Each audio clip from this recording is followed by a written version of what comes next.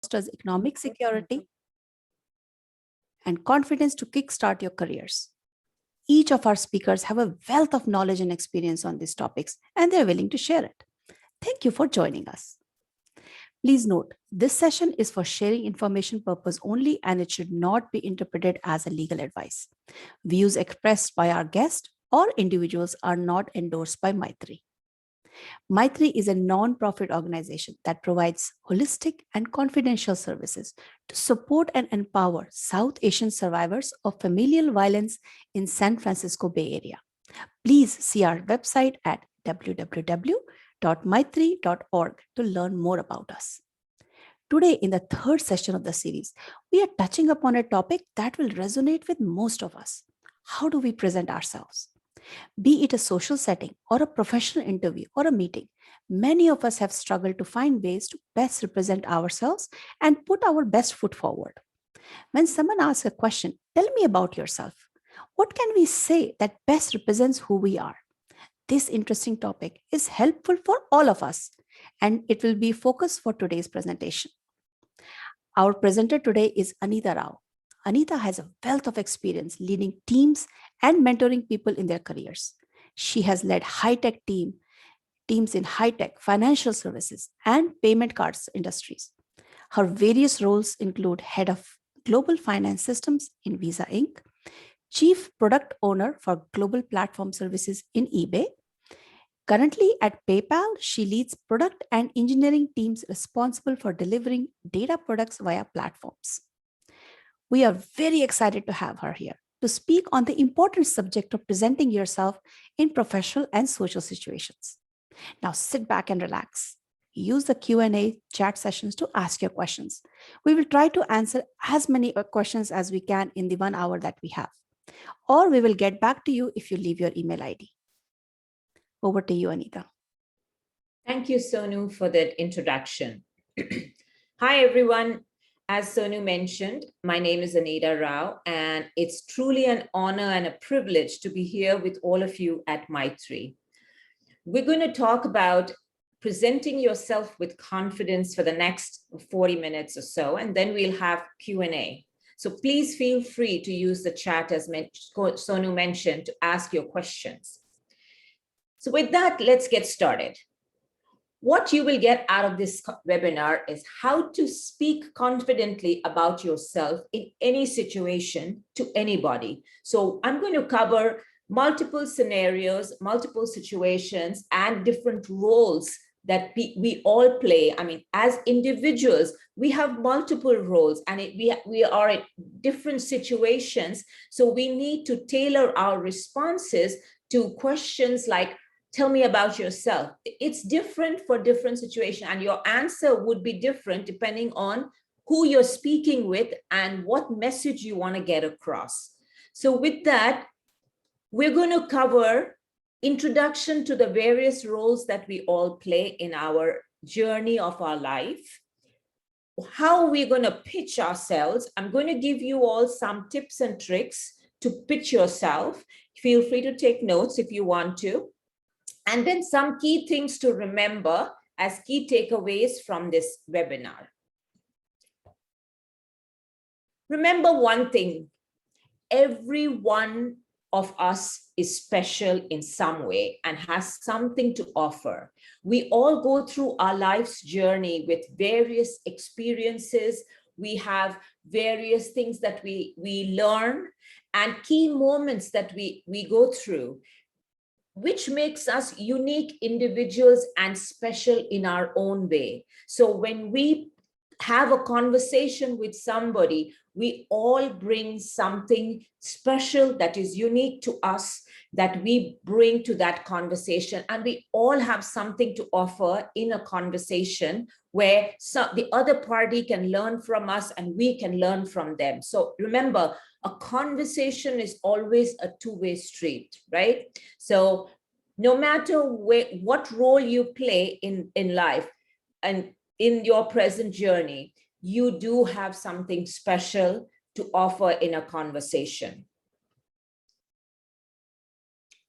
So let's talk about your story. We'll start by helping you think about your defining moments. What are the things that make you unique, right? What is special about you, your experiences? We have gone through a certain journey in life, like from childhood to our adulthood, where we are. We've gone through our experiences with our education, which have made us who we are. We were raised in certain way with certain value system, which has defined our personality and our individuality. That has got us to where we are today. So that is our journey of life. During our journey of life, there are certain key defining moments that have shaped our personality, and our experiences have also helped define our individuality. It has helped us to build our unique individuality and personality, and it drives us, it motivates us. Our education, our values, our upbringing makes us who we are, makes us the unique person that we are, and it also drives our motivation. So we all have likes, dislikes. We have things that drive us. So these are shaped us during that journey of life. This is our story. We all have a unique story. Next, let's talk about our why. Why are you having the conversation? Now, I'll talk about the roles in an upcoming slide, but let's take a moment to reflect on the conversation that we are in. It could be in a social setting with a friend. It could be in a social setting with somebody new who you have never met before and you would like to get to know. It could be in a work setting with a colleague. It could be in a job interview setting. So you have to think about different situations and reflect on the why you're having the conversation and how does the conversation benefit the person you're speaking with. Now, always reflect of the other person, right? Who the person is, what value your conversation can bring to the other person, and vice versa. Because in a social setting and in a business setting, like I said, a conversation is a two-way street. You are sharing and you're listening and you're learning, right? So pay attention to both sides of the conversation. So think about the why. Why are you having this conversation? Is it an interview for a job? Is it a social setting where you are introducing yourself to somebody new? And how does the other person benefit from what you're telling, you're telling them about yourself? And clearly show your value. Like I said, we are all unique individual human beings. We all have some value we bring to the table. So think about that, and I'll give you some pointers on how to reflect and put your thoughts together for your conversation. So in your conversation, you are confidently reflecting on and communicating your value. So let's talk about next the various roles that we all have or play in our lives. We could have one or multiple of these roles. You are at work. You are talking to a colleague, you're talking to your boss, you're talking to somebody who works on your team. So it's a work situation, it's a professional situation. So that's the one role that we play in our lives. The next one is you could be applying for a job. You could be interviewing. So that's another role. You are a candidate and you are interviewing for a role. The next one is you are in transition from work. So sometimes we could have worked in our life and then could be taking a break to start a family or to care for an elderly family member. And then we would be, that's in transition from work. And then we could now be in transition where we are taking care of our, some responsibilities. Or you could be a homemaker where you're taking care of your family and you're raising children. Or you could have multiple of the above roles. Like, for instance, you could be raising a family, you could be also working, you could have multiple of these roles. So these are various scenarios that we go through in our life. And at given point in time, when you are having the conversation, reflect on your role, what role you are projecting, and who your participant is, who you're having that conversation with. And that will help you frame your conversation and prepare for your conversation. Who is your audience? This is very important. You should know your audience, and especially when you are planning to, interview for a job, or you're preparing for your job interview. You should know who you are meeting with in that scenario, who your interviewer is. And nowadays you can do some research online. You can, like, there are LinkedIn resources there, we have the internet. You can go online and you can do some research to learn more about the person you are going to meet with. And then you think about what matters most to them, right? So you have to make that connection. You can, like I said, you can do some research. It's very easy to get information on people these days, whether you like it or not, whether we all like it or not. You can Google people and you can learn about the person that you're meeting with. It's more relevant for a professional setting than a social setting, because typically if you're going to a social event, you may not even know who are the other people that are going to be present at that event. You might have some connection with the host, so there will be some connection there. But other than that, you may not know who the other people at that event would be. So that may not apply to do some background research on the people that you're meeting with, or you're having the conversation with in a social setting. However, in a professional setting, that is much easier. Like I said, if it is a interview, you should always try to do some research on the person you're meeting with.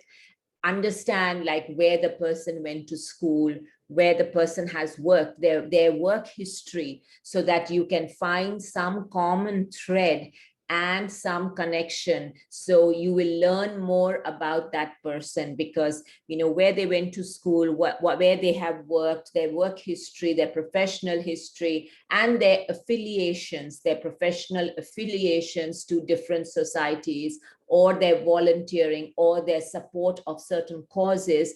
That tells you about the personality of an individual, what makes them tick, what are the things that matter to them. So that if you are aware of that, you can, in your conversation with that person, always bring that up to show that common thread and to make that connection, which helps to break the ice in the beginning of a conversation.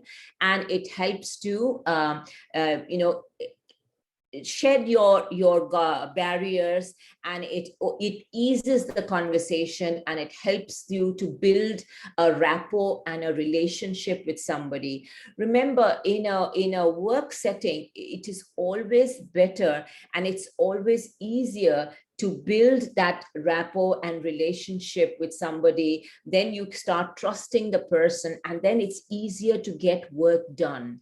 Because in a work setting, when you have that trust established between the various colleagues, whether it is your boss and your the worker, or different peers, or the colleagues that work together, it is so much easier when you have that trust to get work done and to deliver on projects, as well as to share and help each other out, because you do need a support system in a professional setting. When you have, there are some rough days, there are some challenges, but if you do have that rapport, it makes things a lot easier.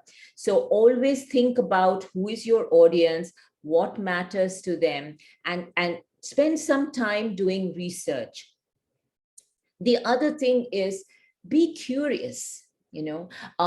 When you are listening to somebody, or when you are preparing about your conversation, just be open-minded, be curious. Think about open questions like why, what, how. These are very open-ended questions, and it helps you to learn. And the more curious you are, the more you will learn. I would say just be humble while you are being curious and learning, because that will help you expand your own knowledge. And when you expand your knowledge, you will be able to be more participative and more productive in a conversation. And when you're curious and you're learning more about the other person, the audience, you will know what resonates between the two, try to find a common thread and connection. I'll give you an example. I was raised in Calcutta. I'm a Punjabi. I'm from the north, but I was raised in Calcutta. And then I married somebody from the south. So I'm a melting pot of all the cultures.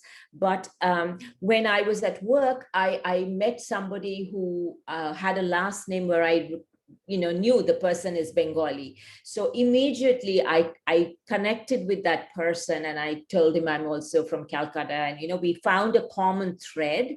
And then I asked him about his family, he asked me about my family, and I asked about his mother who lives in Calcutta, etc., especially during COVID.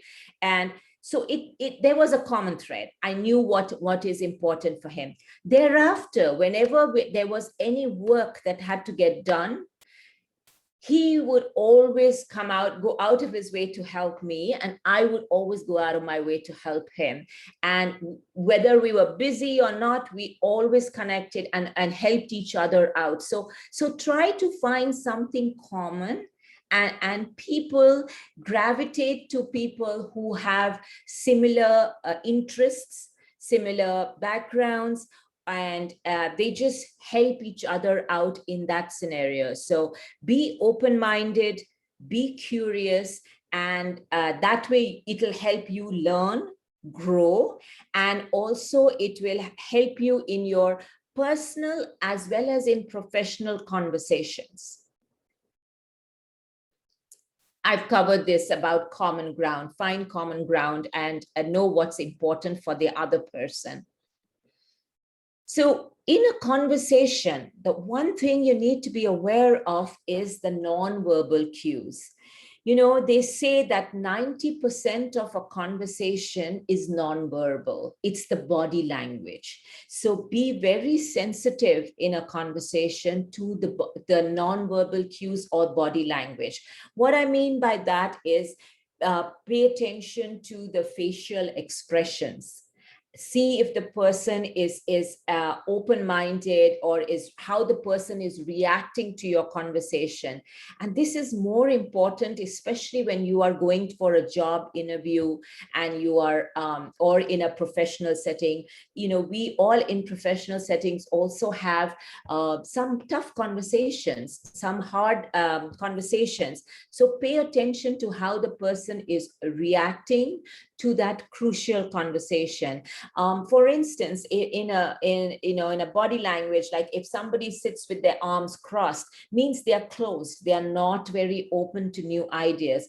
If somebody sits with their palms open, means they are very receptive to the new ideas and they are very open to your ideas. So when you are also speaking, pay attention to how you are projecting yourself with your body language, and how, also sit straight with your shoulders back, sit up straight and erect, because that also displays confidence with your palms open, so that you are receptive to new ideas.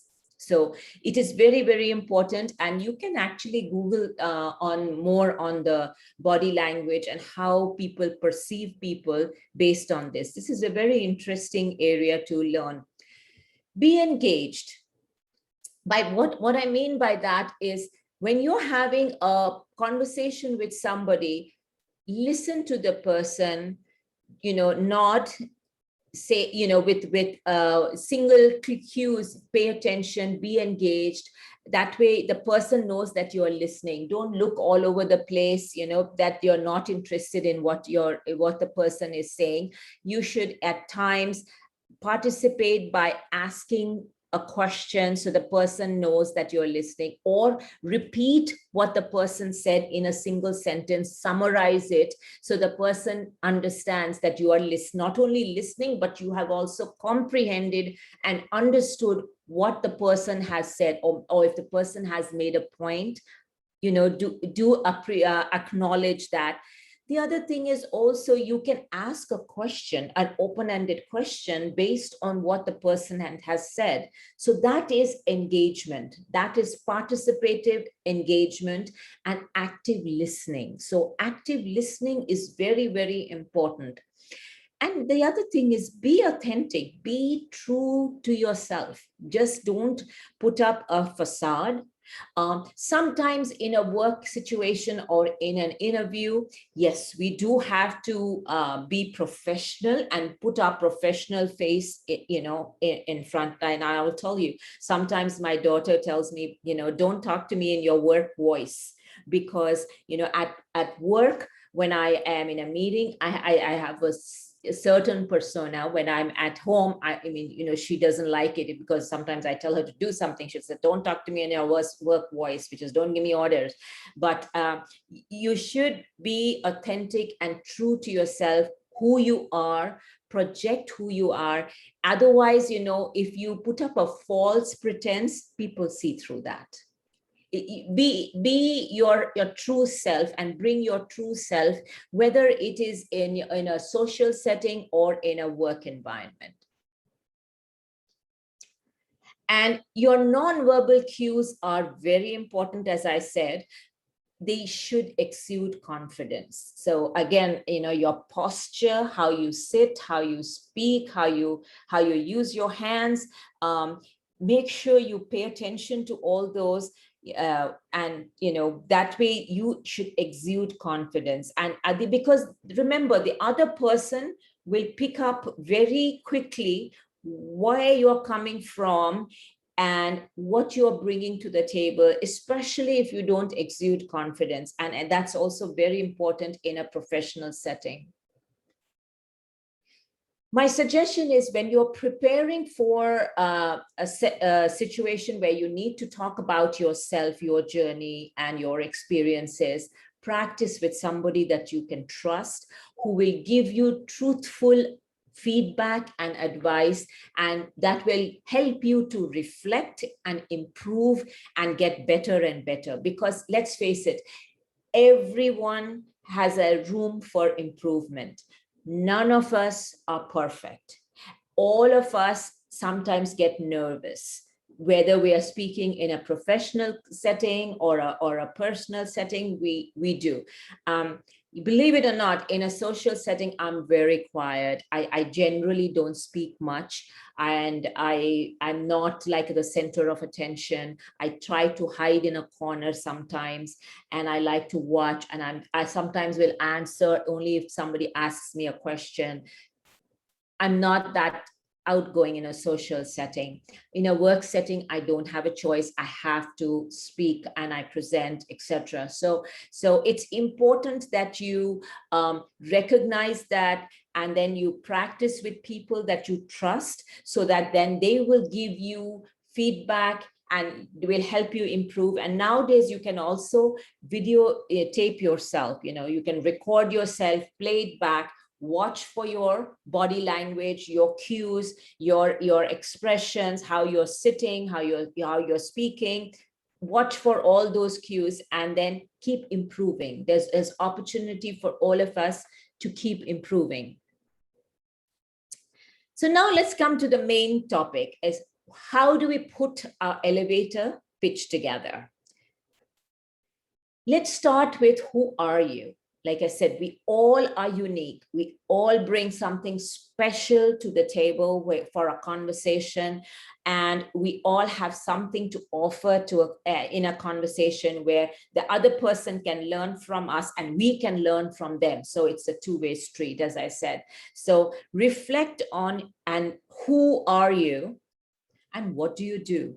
Whether we are a homemaker, which in my opinion is the hardest job, or we are in a work setting, or we are in transition, we are always doing something. We wake up in the morning and we are busy the whole day, and we are working very hard. All of us, I mean, women work extremely hard. We provide for 75% plus of the care in a home. Is that responsibility is on women, and we work at home, we work outside, we do a lot. I mean, we juggle so many balls in the air. So think and reflect about, who are you, what do you do? Make a list of all the things you are and what you do, because we go through our day and our weeks and our years doing so many things, but we never stop and reflect, pause and say, wow, I achieved so much. So make a list of the key defining moments, your key experiences, and jot them down in a list. And what are you proud of? Then depending on your audience, who you're speaking with, you will be able to tailor your response to the audience and the purpose of the conversation. So if you are in a social setting, you can tailor your response in one way. If you are in a job interview, or if you're in a professional setting, you tailor your response in another way. But if you have your list of all your defining moments, your experiences, your achievements, your accomplishments, and you have them and you think about them, put them down, and then based on the audience and the purpose of the conversation, you weave your story together in an elevator pitch, so that the next time somebody asks you, tell me about yourself, immediately in your list of things that you have put together, which ones are relevant, who is the audience, what is the situation, is it professional or is it social? Based on that, who is the audience? Why are they asking this question? Why are you having that conversation? What do you think the person would like to get out of the conversation? What are the key messages you would like to convey to the person who is listening to you? What do you want them to remember about you, right? So think about those things, and then from your list, pick and choose and put your story together in your elevator pitch and communicate the response when somebody asks you, tell me about yourself. So this is what I meant. You string your response from your list. And I would say your list is not static. Your list is dynamic. Reflect on your list periodically and keep updating that list, so you have a ready, handy list together, how you want to respond to your value proposition. Keep in mind, we all come with our unique experiences, our unique value. We all bring something relevant for a conversation, which would be very interesting for the person listening to you to hear about you. So why you? Like I said, we are all awesome. In some unique way, shape, or form, we are all awesome. We have unique experiences. And what are you most proud of? Let's reflect on that.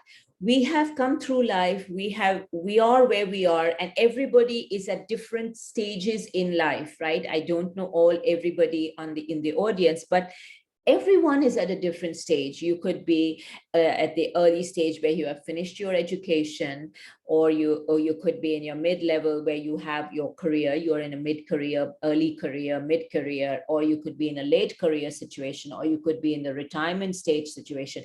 There, no matter which journey of life you are at, what stage of life you're at, we all have something that we are proud of. Those are our key defining moments in our life that make us so awesome, that make us so unique, and that we have learned from our experiences, from our journey. We learn from every experience, the people we interact with, they bring something to the table, you bring something, and we grow. These experiences help shape our personality, helps shape who we are, and has helped us to grow as individuals. So reflect on that and add them to your list. What are the things that people love you for? So we have we all have different circles in our life of people. We have our innermost circle is our family, our core family, our immediate family. Then the next circle is our extended family members and other people. Then we have our close friends, our closest friends. And in this country, some of us have left our families in India and become here, like myself. My close friends are like my family. Then we have our work relationships. Then we have our acquaintances that we don't meet with very often, but they are also some people that we know. So you see, there are these concentric circles that you have, and they are of different the relationships that you have with them, the closeness that you have with them are different as you go from the innermost to the outermost. So there are things that people love you for, right? So ask your friends for feedback when you're making your list. Put your list together, share it with your trusted circle of family and friends, and ask for feedback. Sometimes it's interesting that when people tell me some things about myself, I never thought myself to be that way, right? So it's good to get outside in perspective, how people perceive you, what are the good things about you that they think are so awesome and so unique, and that help shape and define you, and why they value you so much. So ask them for that, and you will be pleasantly surprised that your list will grow very large quickly. And then once you have your friends' feedback that you have added to your list, then you can select the relevant ones for the occasion. And you can say, okay, if it is a social situation, then here's what I'm going to select from my list to communicate about myself.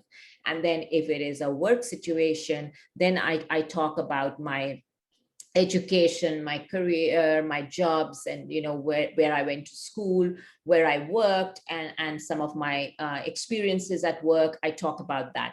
In a social situation, you talk about where you live, what you do, your family, your kids. You, depending on yourself, you can talk about other things. What are your hobbies, what you do? But that's in a social situation. And then your work situation is separate. It's a different. This one may sound very funny, or some of you may think this is not something that you would do, but believe it or not, it's very important. You can practice by speaking out loud in front of a mirror, just to get more confidence, especially if you're preparing for a work interview. I would strongly urge you to do this.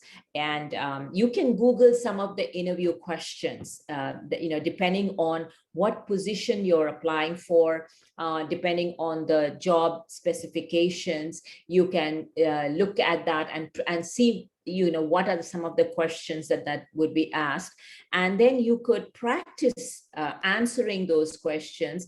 You can also record yourself, or you can ask somebody to ask you those questions. You can record your answers and play it back and learn from it. see what are the things that where you can improve and what are the things that you are doing. Even your non-verbal body language, pay attention to that as well. So I would strongly urge you to practice, practice, practice, especially when you're preparing for a crucial conversation for a professional setting. Finally, just remember that you are special. You have something very unique to offer, and all of us have that experience. We have come through life with our own unique, journey, and we have during that journey we have picked up certain values. We have picked up certain experiences. We have learned. We have got our education experiences. We have our work experiences. We have a wealth of knowledge. That's very important. I mean, everything teaches us, these experiences teach us things. So we have accumulated, whether you realize it or not, we have all accumulated a wealth of knowledge in this journey of life. And we have that to offer in a conversation. So I will leave you with this thought that just remember that, and with that, reflect. Go back and reflect on your journey of life, your experiences, and start making notes. Jot down your points. What makes you so unique and so special, where somebody who is meeting you for the first time would really be fascinated by you, to want to learn from your conversation and be open-minded to keep asking you open questions, so that they can have more of an engaging conversation with you. And it will also enrich yourself, your knowledge, your experience, as well as it will benefit the other. From a good conversation with active listening, both parties learn and grow and benefit. So I just wanted to leave you with that thought. And I sincerely hope that you will reflect on this and be able to use some of these pointers to have more meaningful, more enjoyable conversations, no matter which scenario, which situation you are in. Thank you.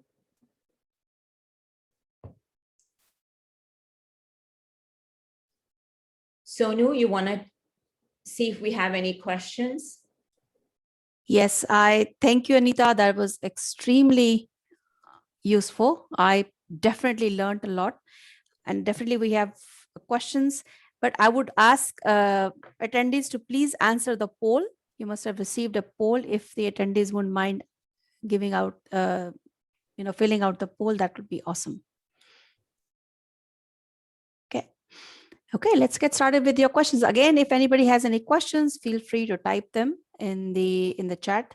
But let's start off with the first question. So Anita, what we find sometimes is that, especially if this happens to a few females or some of us females, that, when somebody asks, tell me about yourself, we identify ourselves through relationships. Like, we'll go off by, I'm mother of so-and-so, married to Mr. XY, I live in ZY. Like, that's how we do it. So do you have any thoughts about, is that okay to do? How can we, get out of that situation and, identify ourselves more than just being mother, wife, daughter? I just wanted to see your thoughts on that. Sure. So I'm assuming that's in a social setting, because in a professional setting, whether it's a job interview or in a professional, you're talking to a colleague, I would never start by saying I'm a mother of this and I'm a wife of this. No. They don't care about that right now. They care about what work you're doing. So I'm assuming that question is related to a social setting. So yes, even in a social setting, you can start by talking first about yourself. Is like, okay, I'm so and so, I live in this area, whichever area, and I've been here for so many years, and this is what I do. If you're If you're working, you talk about where you work and what you do. Otherwise, if you're a homemaker, then you can say, yes, I live in this area, I do this, and I have a family, and these are my interests. Talk about your interests, where you grew up and what you did, and your education, your background, and then you'll find some common thread there too. So, but I know we as women, especially South Asian women, we identify ourselves with our connections to the family members, right? We tend to do that, but then don't forget that you are unique in your own special way. So talk about your hobbies, talk about what you do. We all do a lot, right? So talk about that, but I would downplay some of, identifying yourself and your individuality with other members of the family, right? We tend to downplay ourselves and reflect more on the relationships. So there's nothing wrong with doing that. We can do that as well, but start by bringing the focus back to yourself. Because if they are asking you about yourself, they want to know who you are, what are your values, what are your experiences, what are your key defining moments, what are the things that are special to you. Does that help? Yes, that's a great help. So the next question that we have is, can you recommend few resources for learning more about this? I would suggest just Google this. One of the things is Google the body language. It's very, very important for a conversation, right? So there are books on that also. They don't come to my mind right away, but you can Google those. There are books on having there's one book called Crucial Conversations. That's very helpful for people in a work setting. Then you can always Google about body language. There's so much that comes up about that. And it teaches you how to, how people read you when you're having conversations, like crossed arms is showing that you're very closed. You're not interested in what the person says. You are very focused on your own opinion, right? So those kind of things you never do in a social setting or a work setting. But yeah, so those are some of the things I would say you can Google. There's so much resources out there. Great. The next question we have is that, are there any other things that come to your mind, maybe through your own personal experience, that we should definitely not do? So your presentation was great in letting us know what should we be doing, but is there a list of things that absolutely don't do it? So one of the things I would say is, if you want to project and exude confidence in a social setting or a work setting, try to avoid using the words like ha. Those are called fillers, right? So if you notice, a lot of people use fillers when they are thinking. So my suggestion to you is, when you're thinking, go silent. It's better to go silent for a couple of seconds than to say, those kind of things. Those are not very good to have in a conversation. So think about that. Again, if you are preparing for a job interview and you're recording yourself, then you will pay attention to that. Even sometimes when I speak, and I'm preparing for a presentation, and if I record myself and I replay it, sometimes unknowingly, I'm inserting fillers, and I have to correct myself and pause and, avoid doing that. It's very hard to do those things, but avoid doing that. So, and again, I talked a lot about the body language, your arm, your hands, how you use your hands, staying, you don't slouch. We women, we tend to cross our hands and we sit and slouch in a conversation. Don't do that. It does not exude confidence. So, chin up and shoulders back. This is one thing I always had to tell my daughter. When you're having a conversation, chin up, shoulders back. It's like, these are some of the things we have learned when we were in school, when we were doing the march past and things like that. So for some of us who did that. That brings back March past, bring back a lot of memories. Yeah. The next question we have from the audience is that, what if we don't know the audience? It could be social setting, it could be like in a professional setting. We don't know who this person is. How do we tackle that? Um, is there a way to tackle those situations? Yes, that's a good question. So there will be situations where you won't know who you're meeting with, or whether it's a work situation too. You could end up, being surprised by being asked to be interviewed by people that you didn't know and you couldn't have done research. Or in a social setting, it's very hard to know who you're meeting with, right? Because you could walk into a social setting and you just don't know who all are there. In that situation, I would say first ask questions to learn, right? So, and again, there are, and you can Google this, it's open-ended questions where you are not asking questions where the answer is yes, no, right? Or a one-word answer. Those are short, closed-ended questions. But open-ended questions are more that start with things like why, what, how. So what I would suggest in that scenario is start by the conversation by first being curious, right? So you can be curious, you can ask questions first to understand and learn about your audience, who you're having that conversation with. So ask questions. Once you learn, you can gauge a little bit about your audience, right? Then if the person asks you questions, it will be your turn to answer. Then you can tailor make your answer based on the things that you have put together on your list, because it has given you an opportunity to first be curious, ask the questions, learn a little bit more, observe. I would say one thing is, when you're having conversations, not only is the other person paying attention to your body language, and you have to be sensitive to your own body language, but you should also be very sharp in observing the other person's body language, right? Observe the person's facial expressions and how the person is reacting to your answers.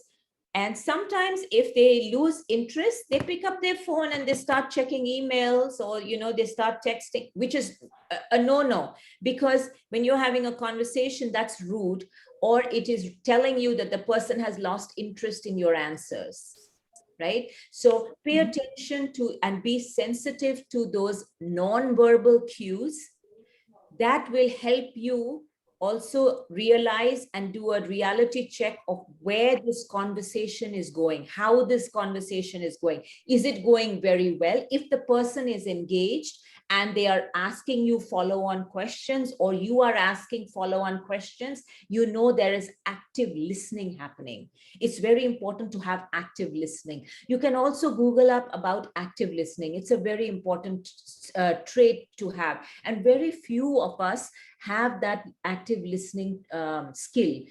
Most of the time when we are having a conversation, in our mind, we are not listening to the person. We are already reflecting on what I'm going to say next, right? We all do it. I do it. We're all doing it. When we're having a conversation, I'm either thinking about, oh, what do I have to make for dinner tonight? Or how am I going to, what is the next thing I'm going to say? Rather than really paying attention to what the person is saying, right? Don't do that. So engage in active listening. Read up about how to engage in active listening. There's a lot out there on that as well. Right. Thank you. The next questions we have from the audience is that there are certain situations that are that has happened in our life. For example, getting fired from a job, or you're coming back to work after a break, that we ourselves are feeling a little bit, we have some thoughts about that. And how do you address that when you're meeting, whether it's a professional or personal setting? How do you get over that hesitation to openly talk about that, that elephant in the room? Yes, that's a very good question. So we all have experienced that, right? There have been, if you have worked in the Bay Area for a while, there are ups and downs in the economic cycle. There are times when there are recessions, and also we've all experienced those ups and downs in our lives. So I would say the first thing is, take the time. If you're going through some situation, take the time to recover from it, right? engage in self-reflection, build your confidence, take the time to nourish not just your body, your mind as well, right? Reflect on all the positive things that have happened to you in life. And we all have them. I mean, we have all gone through certain journey of life, and we have loved ones that really love us, right? Thank the Lord for those blessings. That we all have certain blessings in our life as well, right? We've had ups and downs, but we have blessings that we are grateful for. Focus and dwell on those. That will help uplift your spirits, right? So you need to basically, you need to emotionally, and I know this is hard, this is not easy, right? So you need to emotionally build your confidence, and reflect on all the positives that have happened to you in life. Reflect on all the people that love you. Every one of us have certain people that love us unconditionally. Reflect on those relationships. This is more of a mind game than anything else. So that will help uplift your spirits. It's very important to do that so that you can walk in and have a confident conversation, right? You do not want to walk in without that self-confidence, because the person who is having that conversation with you will pick up on it.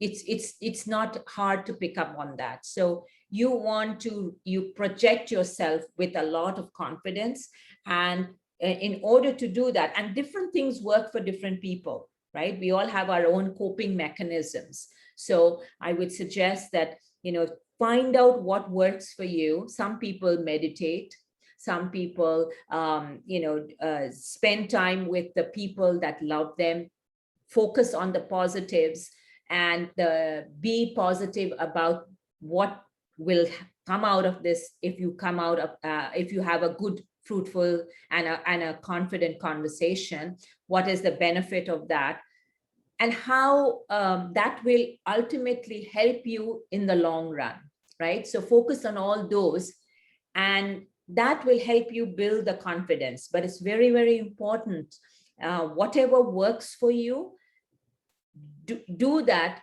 and make sure that you are investing in yourself to build your self-confidence before you go out to have that conversation. I know this is not an easy answer, because it's different strokes for different folks. Like, everybody has a different personality, and based on the personality and individuality, different things work for different people, right? But being a woman, I think women love the warmth and of friendships, right? We are more gregarious. We like to talk. I mean, whenever you see women get together, there's a lot that chitter chatter talking. So women gravitate to more of those social relationships and friendships, and they love to talk. So find what works for you, what best for you, and invest in those relationships to help uplift you and support each other, so that you can build that confidence, and then you can have a good conversation especially it's very, very important for in a professional setting. The next question coming from audience is that, any tips if the interaction is not going as expected? How do you recover from such situations? That's a good question. And not all conversations go the way we want them to. You can be, remember I said, be authentic, right? So if we try to cover up something, and if we have made a mistake and we just try to cover it up, people see through that. It's very easy to see through that. So I would say, be truthful, be authentic. If you are supposing, and this is more prevalent because the stakes are higher in a professional setting, you can say the conversation is not going as I would like it to go, or it's not going very well. How about we take a break and come back to it? You know, if you're trying to solve a problem in a work setting and the conversation is not going well, so call a break, call a timeout, right? Say, unfortunately, it's not going the way I would like it to go, or I'm not, you know, I'm sure I can do better. Can we take a break and come back to this at a later time, maybe the next day or whatever? Pick a time that both of you agree on, and take a break from it, and then go back and prepare and reflect some more, and come back, you know, with stronger points to have a more meaningful conversation. But in that, you know, when it's not going well, I would rather be more authentic, truthful, acknowledge it, and put it out there, and then make a commitment to improve on it or do something about it if it's, you know, a work setting. That is appreciated more than trying to cover it up. Mm-hmm. You know, like sometimes in a work setting, if I've asked certain things and I will, if I don't know the answer, I will say, I don't know the answer, but I will know how to get the answer, and I will come back to you with the answer. And that's fine. Mm-hmm. Instead of trying to, you know, hand wave and trying to make something up. No, that doesn't work. Okay. Well, we're almost at the top of the hour. Thank you, Anita. Thank you so much for such an excellent presentation. There's so many tips and suggestions for all of us. You know, each and every one of us, especially, I think personally, I'm going to be so much more better off by, you know, listening to you today. So thank you for the time. And then, of course, thank you to all our participants who took some time this really hot Saturday afternoon to join us. Stay tuned for our next session, which is on Saturday, August 7th at the same time. And the topic there would be 3 important skills for succeeding in your career. Thank you, everyone. Thank you for having me. I really enjoyed the conversation. Thank you, everyone. Have a lovely rest of your day. Bye-bye. Bye.